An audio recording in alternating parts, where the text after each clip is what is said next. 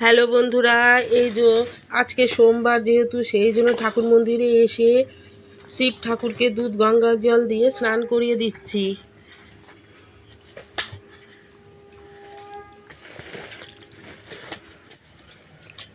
তারপর লিঙ্গের মধ্যে মালা দিলাম, দিয়ে বেলপাতা দিচ্ছি।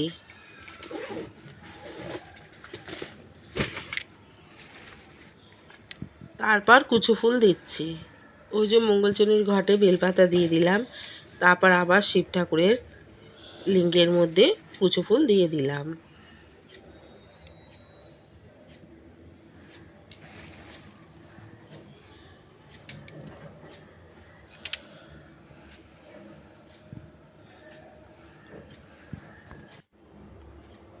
তারপর এক এক করে সব ঠাকুরের ঘটে কুচো ফুল দিয়ে দিলাম।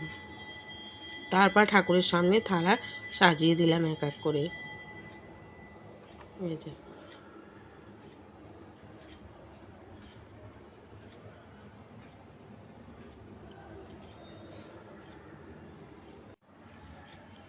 তারপর এদিকে রাধা কৃষ্ণের এদিকে স্নান করিয়ে দিয়ে, গোপাল সোনাকে স্নান করিয়ে দিয়ে, তাদের সামনে থালার মধ্যে খাবার দিয়ে প্রত্যেকটা ঠাকুরের কাছে কুচো ফুল ও ঘটের মধ্যে দিয়ে দিলাম, তুলসী পাতা দিয়ে দিলাম।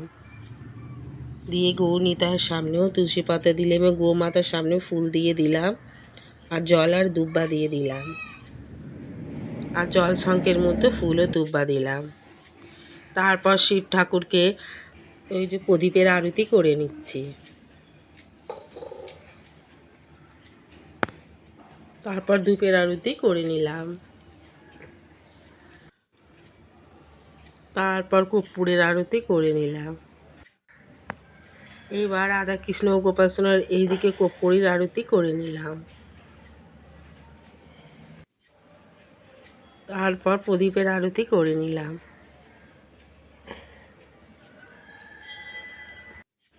তারপর ধূপের আরতি করে নিলাম। তারপরে ঠাকুরকে গোপাল সোনাদের খাওয়ানোর জন্য ওই যে থালা নিয়ে আরতি মতো করে নিয়ে তারপর গোপাল সোনাকে লেবু, সন্দেশ, দুধ, জল সব এক এক করে খাইয়ে দিচ্ছি।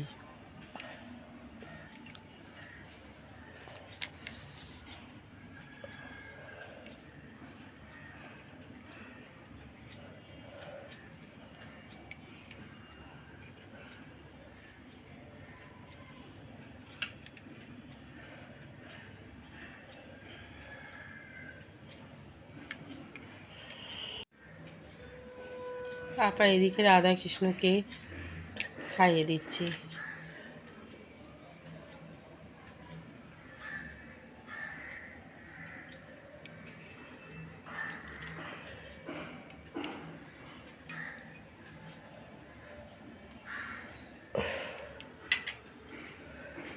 তারপর এখানে পুজো দেওয়া হয়ে গেলে আমাদের বাড়ির সামনে আর একটা মন্দির আছে শিব ঠাকুর, তা সেখানে পুজো দিতে গেলাম।